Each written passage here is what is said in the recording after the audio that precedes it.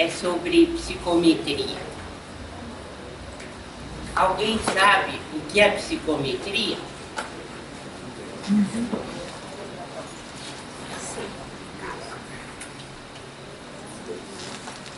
Alguém tem ideia do que é o médium psicômetra? O que é psicometria? Pode falar em voz alta. Naquele que toca um objeto, ao tocar aquele objeto, tem sensações de quem usou, de quem possuía, o que aconteceu com o objeto, por exemplo. Quando a pessoa toca o objeto, tem sensações de quem usou, de quem... Ah, sim, muito bem. É isso mesmo. Então, esses médiuns, eles não são muito comuns, mas eles, como a nossa irmã disse, são capazes de entrar em contato com determinada pessoa, desde que tenha dela ou a veste, ou vestes, ou objetos pessoais que ele tenha tocado. É uma mediunidade, ou são médiuns muito requisitados pela polícia. Há também séries na televisão que falam sobre isso. André Luiz define psicometria como sendo a faculdade de perceber o lado oculto do ambiente e de ler impressões e lembranças ao contato de objetos e documentos. Então, o meio ambiente passa a ser conhecido ou mais vasculhado pelo médium que tem essa faculdade. Por isso que às vezes as pessoas, os médiuns, pedem objetos pessoais para que sejam levados e eles possam, ao tocar, ter uma ideia de quem se trata ou das vibrações daquela pessoa. Então é capaz de descrever cenas, né, o temperamento, diálogos inteiros. Tudo isso é possível. Através desse tipo de mediunidade, tem-se a sensação do que ocorre à distância. Então, aquilo que seria praticamente impossível para nós detectar, o que se dá a 50, 100 quilômetros, passa a ser algo possível quando o médium tem esse tipo de faculdade. Mas por que o psicômetra é capaz de ver, ouvir, sentir além do seu espaço físico? Por que que ele é capaz de fazer isso? Porque nesse caso, o sensitivo tem a facilidade de libertar a sensibilidade e a motricidade. Quer dizer, dissociar ou desarticular as forças anímicas de certos núcleos, como, por exemplo, os da visão e da audição, transferindo-lhes as potencialidades para as próprias oscilações mentais. Aqui vale recordarmos o que se passa com relação à dissociação da motricidade e da sensibilidade. Quando é que ocorre essa dissociação? O que se passa com o médium que ele é capaz de fazer essa dissociação? E o que é essa dissociação?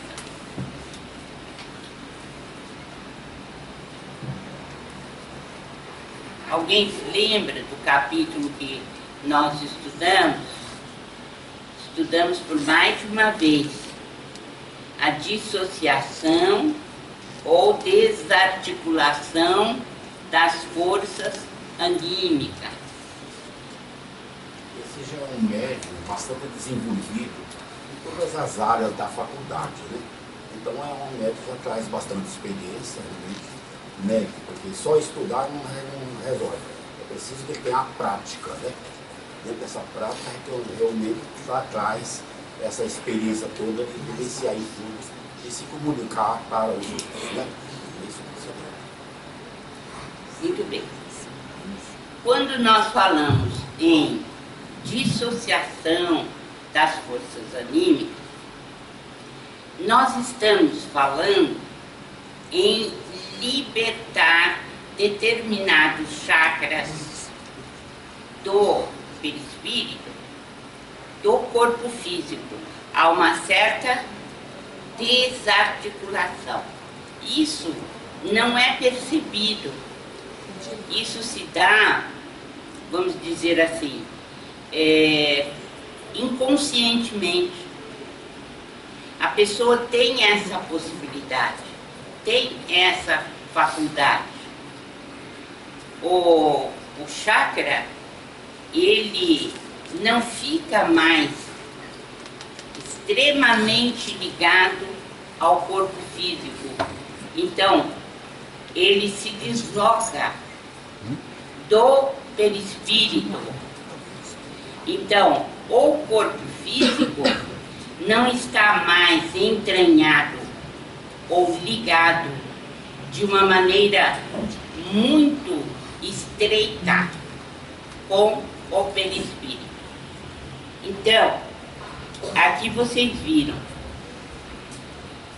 se nós tivermos os chakras dissociados do corpo físico,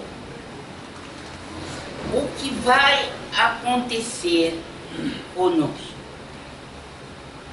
São vários tipos de forças anímicas nossas que podem aparecer com esse deslocamento do chakra.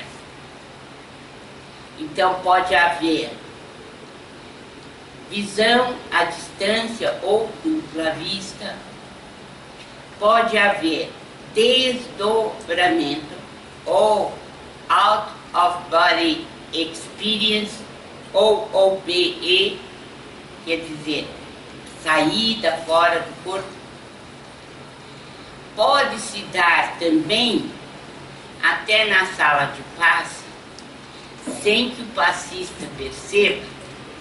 Ele pode ter o seu chakra como que mais desprendido do corpo físico. Qual é a vantagem? Que vantagem o médium leva quando ele dissocia as forças?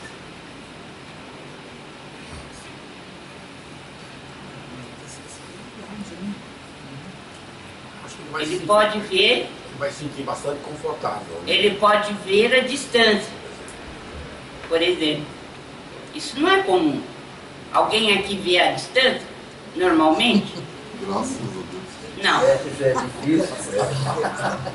Nós podemos sair fora do corpo, fazer visitas, lembrar ou não lembrar.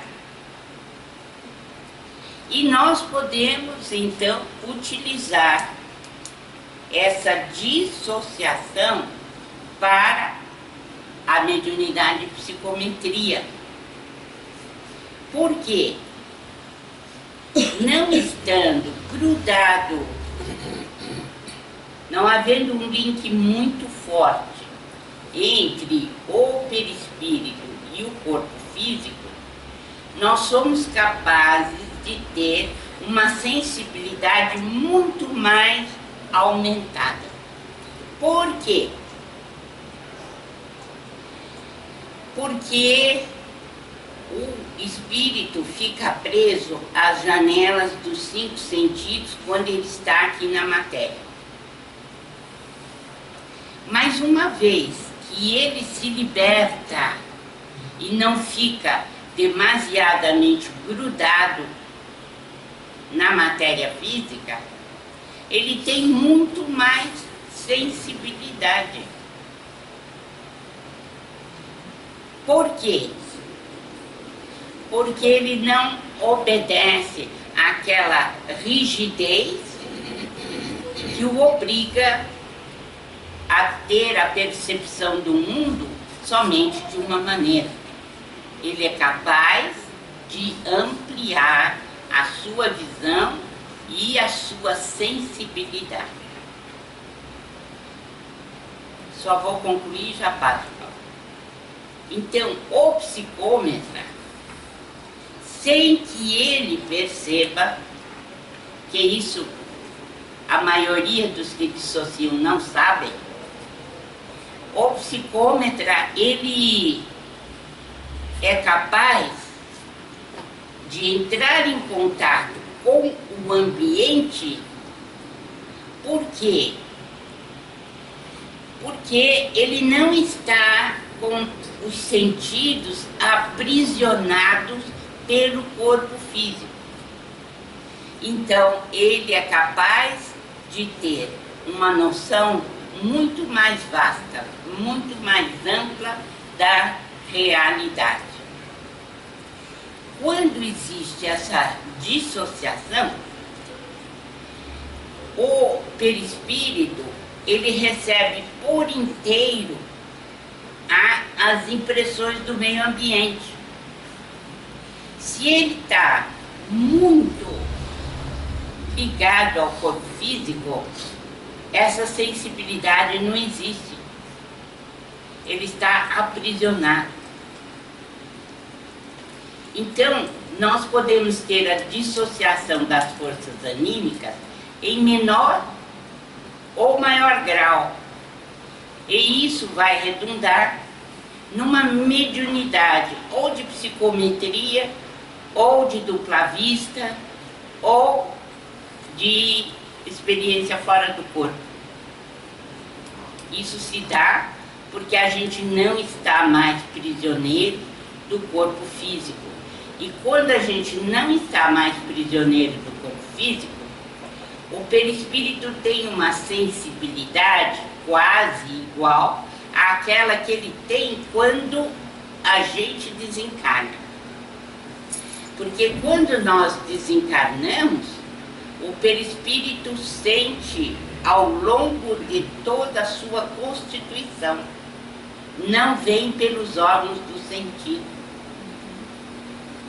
Então, na mediunidade se dá assim.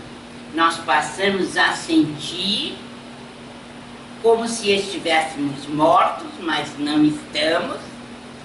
Então há uma sensibilidade maior para as coisas que estão à nossa volta. Isto significa mediunidade, capacidade de visão daquilo que está à nossa volta em muito maior escala. E também de interpretação de um mundo desconhecido para nós, como é o mundo espiritual. Então, na psicometria, o que nós temos é uma desarticulação das forças anímicas, de modo que o espírito pode se deslocar e pode ter um reconhecimento do ambiente muito maior do que aquele que ele tem comumente na vida terrena comum. Você ia falando, Dario? Então, doutora, há pouco tempo atrás a senhora comentou de uma paciente que estava na coma, né? E o espírito dela foi até o centro e comunicou. Esse espírito é um espírito de uma certa forma evoluído? Não dá para dizer se é um espírito evoluído ou não, mas, de uma certa forma, nós podemos dizer que já existe para esse espírito uma abertura maior do que ele pode ou não pode fazer. E ele se aproveita dessa ocasião para se comunicar. Mas é claro, se comunica, é porque está numa situação diferente, né, daqueles outros que muitas vezes estão ali na própria UTI e não conseguem sair, né? Já tem uma abertura mental maior. Isso nós podemos dizer que tem. Então, vamos ver se a gente compreendeu essa questão da dissociação. Quando nós falamos em dissociação das forças anímicas, o que é que nós estamos falando? Em primeiro lugar, o que é que nós estamos falando? Que os chakras, os chakras são centros de força. Os chakras não estão ligados ao corpo físico como a vida comum. Comumente nós nos encontramos. Eles estão mais soltos. Isso não significa que todos os chakras podem se dissociar ou se dissociam ao mesmo tempo. Pode ser um ou outro. Pode ser um ou outro. No caso do psicômetra, vai estar ligado ao tato, a tudo aquilo que ao chakra que nos liga para percebermos as coisas pelo tato. O tato é que vai se desenvolver. Por que nós falamos isso?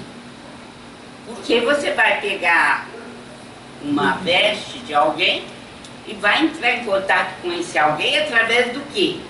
Do tato.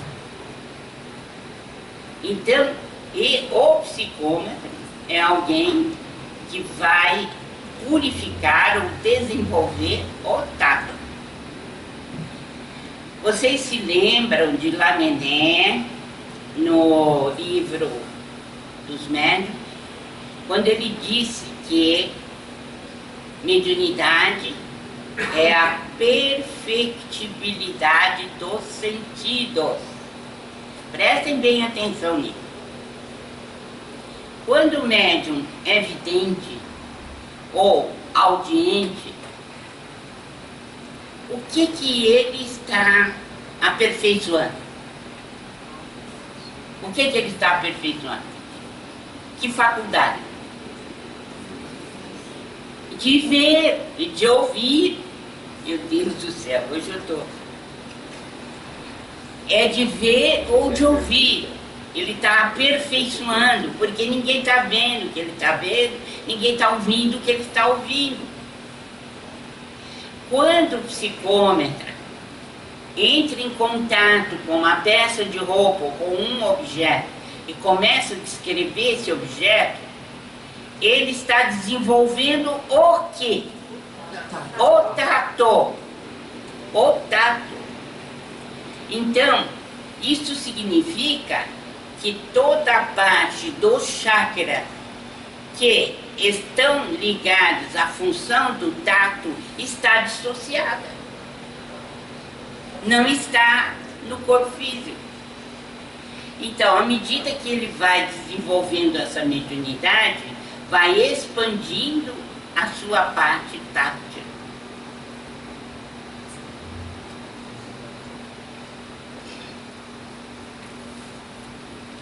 Então, nós podemos explicar por essa dissociação, por exemplo, a visão à distância.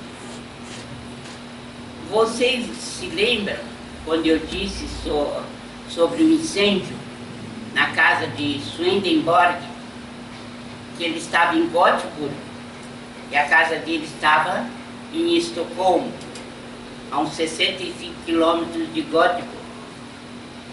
E ele estava parado na casa dele e vendo à distância o fogo se aproximar da casa dele em Estocolmo. Isso se chama, que fenômeno é esse? Dupla vista, porque ele está enxergando ali e está enxergando a quilômetros de distância.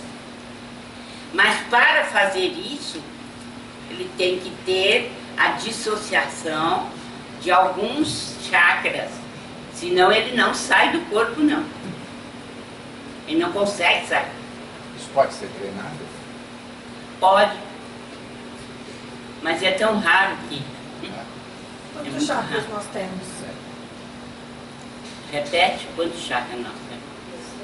Principais. Quantos chakras nós temos? Fala em alto, que assim ela aprende. São os Hã? principais. Lá em cima, qual é? Depois, Frontal. cerebral. Depois, alto, laringe. Depois, cardíaco. Depois,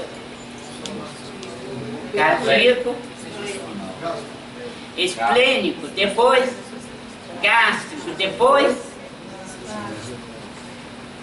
genético. São 7. Então nós podemos dissociar esses chakras. Não precisa ser todos eles. Vou repetir.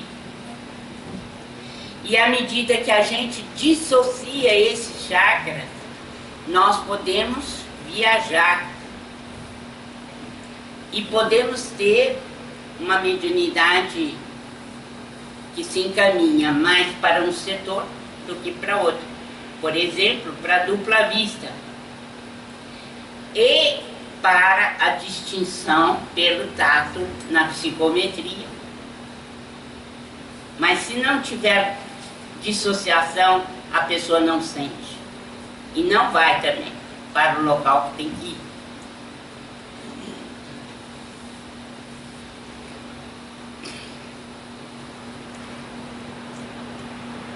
Então, no caso da visão e audição, o médium, ele não apenas dissocia os agentes psíquicos dos núcleos aludidos, no caso visão e audição, como também pode operar o desdobramento do seu corpo espiritual em processo rápido, com o que obtém muito maiores impressões e informações. Então, a dissociação das forças anímicas, elas permitem a experiência fora do corpo, permitem a dupla vista, permitem a psicometria, possibilidade de entrar em contato com o ambiente. Quando alguém traz uma peça de roupa de uma pessoa desaparecida, da qual pede informação, apresentando-a como objeto a ser psicometrado, nesse caso, já invocou a memória do ente querido, dando elementos ao médium, os chamados recursos de indução, que vão favorecer as suas percepções. Os objetos e ambientes psicometrados são quase sempre francos mediadores entre a esfera física e a extrafísica, a maneira de agentes fortemente induzidos, estabelecendo fatores que unem os dois planos da vida. Essa faculdade esboça-se de modo potencial em todas as criaturas, através das sensações instintivas de simpatia ou antipatia, com que se acolhem ou se repelem umas às outras na permuta incessante de radiações. Então, a antipatia e a simpatia também estão aqui relacionadas por André Luiz, por Aulus, como sendo elementos do meio ambiente que nós temos como seres imortais.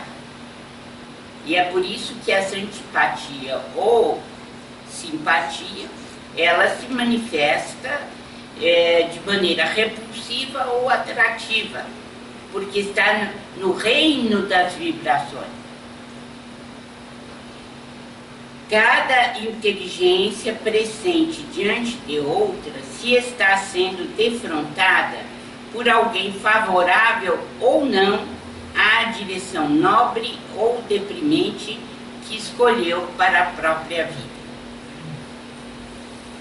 À primeira vista, somos tentados a classificar a psicometria tão somente como uma função anímica.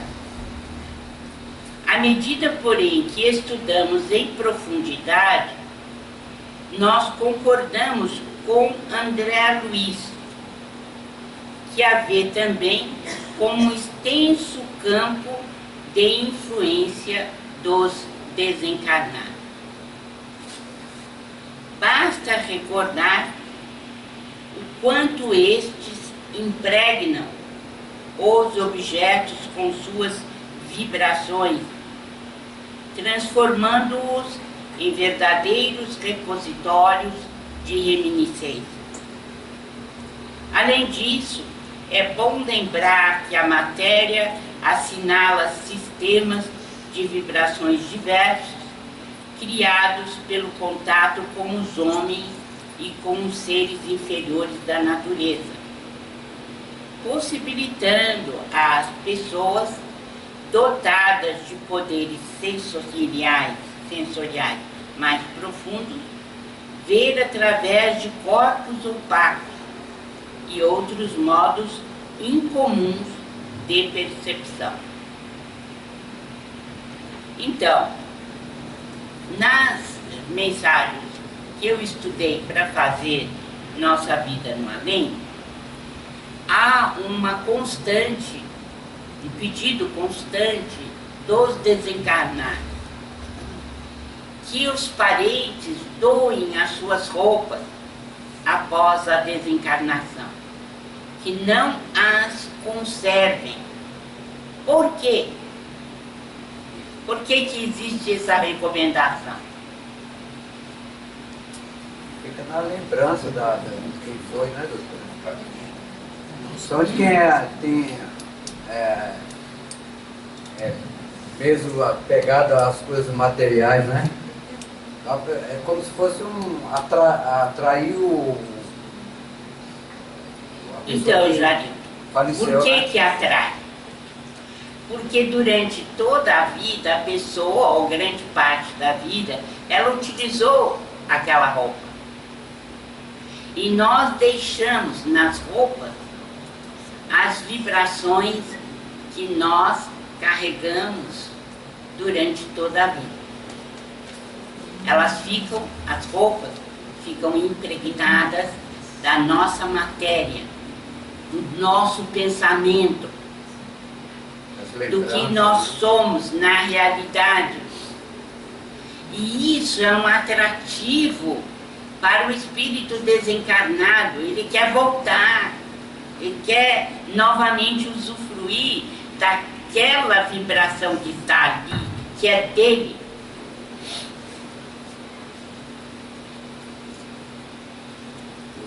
Há um fator, Se por acaso a pessoa doar essa roupa, ele também não vai chegar lá? o fato de você doar para alguém que está precisando e esse alguém começar a usar, vai desaparecer a vibração dele e vai ser impregnada daquele que está usando. Então vai espalhar por um monte de gente e pelo ambiente vai desaparecer. Se concentrar, por exemplo, há pais e mães que conservam o quarto do jeitinho que o filho deixou.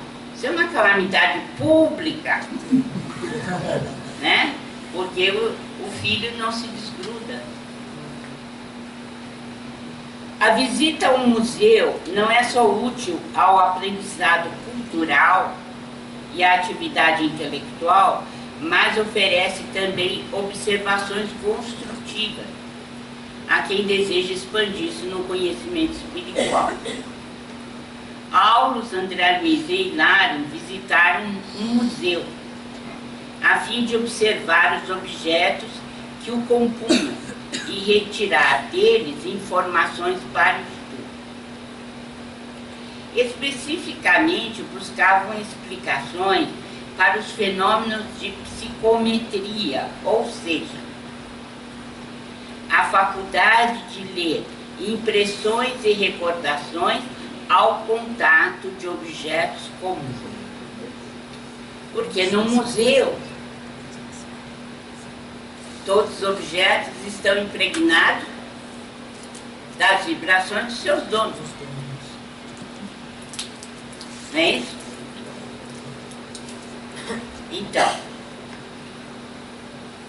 Aulus explicou: todos os objetos que você vê emoldurados por substâncias fluídicas acham-se fortemente lembrados e visitados por aqueles que os possuíram. Vejam como é delicada a questão, né? Quer dizer, eu tenho um objeto lá no museu, ele é meu. E eu o conservo. Certo? Errado, mas é verdade. Doutor, mas essas vibrações estão com aquele objeto porque o antigo dono ainda traz aquela vontade de estar ali, ou porque é um espírito ainda que não evoluiu, ou se ele for um espírito já, ele tinha uma propriedade daquele objeto, mas ele já evoluiu, está evoluído, está ajudando o planeta e tal, ainda assim as vibrações estariam junto àquele objeto? Pelo que o Aulus está falando, sim, porque ele está dizendo assim: todos os objetos que você vê emoldurados por substâncias fluídicas acham-se fortemente lembrados e visitados por aqueles que os possuíram. Então, isso é automático. O fato de a gente ter possuído esse objeto e ter influído sobre ele passa a fazer parte de um peso que nós carregamos aqui da Terra. Então, aquela questão, né, não se pode servir a dois senhores, a Deus e a Mamon, aqui é perfeitamente compreensível.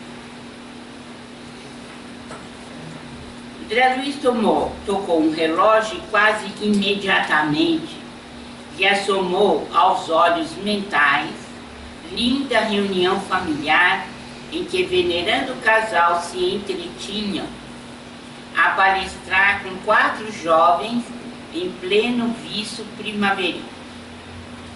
Com aquele quadro vivo a destacar-se ante a minha visão interior, afirmou o médico, examinei o recinto agradável e digno. O mobiliário austríaco imprimia sobriedade e nobreza ao conjunto que jarrões de flores e telas valiosas enfeitavam. Aulus explicou que o relógio conserva as formas, pensamentos do casal que o adquiriu, e que de quando em quando visita o museu para a alegria de recordar. Aqui não se trata, portanto, de apego demasiado. Trata-se de recordar a vida de alegria que eles levaram em família. Então nós não podemos levar tudo como sendo a mesma coisa, que não é. É um objeto animado pelas reminiscências de seus antigos possuidores. Eles, então, reanimavam os seus momentos de felicidade, o que é bom também, né? O relógio está envolvido pelas correntes mentais dos irmãos que ainda se apegam a ele. Auscultando-o na fase em que se encontra, relacionamos-nos de imediato com as recordações dos amigos que o estimam. Quer dizer, então, que se estivéssemos interessados em conhecer esses companheiros e encontrá-los, um objeto nessas condições seria um mediador para a realização dos nossos desejos. Concluiu André Luiz. Sim, perfeitamente. Tudo o que se nos irradia do pensamento serve para facilitar essa ligação. E ressaltou, o pensamento espalha nossas próprias emanações em toda parte a que se projeta. Deixamos vestígios espirituais onde arremessamos os raios de nossa mente, assim como um animal deixa no próprio rastro o odor que lhe é característico, tornando-se facilmente abordável pela sensibilidade olfativa do cão. E Hilário, então, sintetizou a lição. Cada objeto, então, é um mediador para entrarmos em relação com as pessoas que se interessam por ele, e um registro de fatos da natureza. Ao que Aulus acrescentou, as almas e as coisas, cada qual na posição em que se situam, algo conservam do tempo e do espaço que são eternos na memória da vida. É uma mediunidade fascinante. É muito raro, né, doutor? É raro. E outra coisa, também, da próxima vez nós vamos ver a moça encarcerada no espelho. Eu ia falar disso. Para terminar. Mas hoje não dá mais. Então, apenas para a gente recordar, essa moça está lá no museu, ligada a esse espelho. Na próxima vez a gente vai ver por quê. Mas apenas eu queria dizer para vocês o seguinte: essa mediunidade não seria a condutora da história verídica do que realmente aconteceu na Terra? É claro que é. Porque no mundo espiritual você tem os filmes, né? De toda a história da humanidade. Por exemplo, Humberto de Campos teve acesso à vida do Cristo. E ele colocou num dos mais importantes livros da literatura mediúnica do Chico, que é Boa Nova. Mas aonde ele foi pegar essa descrição? Foi pegar nos próprios filmes e registros históricos que existem no mundo espiritual. Mas, para cada personagem que viveu a época do Cristo, é possível fazer o levantamento do que realmente ocorreu. Não é impressionante? Por exemplo, dizem que um psicômetra pegou um ladrilho, um azulejo, deram para ele. O que ele detectou ao passar a mão nesse azulejo? Que o azulejo tinha pertencido a uma instituição de banhos. E isso em Pompeia, que foi destruída pelo Vesúvio. E ele foi capaz de dizer as frases, as conversações, os nomes dos frequentadores daquele ambiente. Isso se chama psicometria. É uma mediunidade fascinante e é ela quem deve fazer, ou deveria fazer, o levantamento da história humana. Porque é absolutamente confiável quando o médium traz algo assim, dessa forma. Quer dizer, contando as coisas que realmente ocorreram nesse lugar. Não é impressionante? Então, quando ouvirem falar de psicometria, não saiam correndo, não. É uma mediunidade tanto. E é uma mediunidade que, como todas as outras, se desenvolve com o treinamento e a utilização positiva, para o construtivo, para o bem. Nem tudo você pode dizer na mediunidade. Nem tudo que você enxerga você pode dizer. Nem tudo que você ouve também você pode dizer. Tem que haver o desconfiômetro por parte do médium. Ele tem que ter discernimento, não é? Então, mesmo um fato histórico, analisado dessa forma, deve ser muito bom.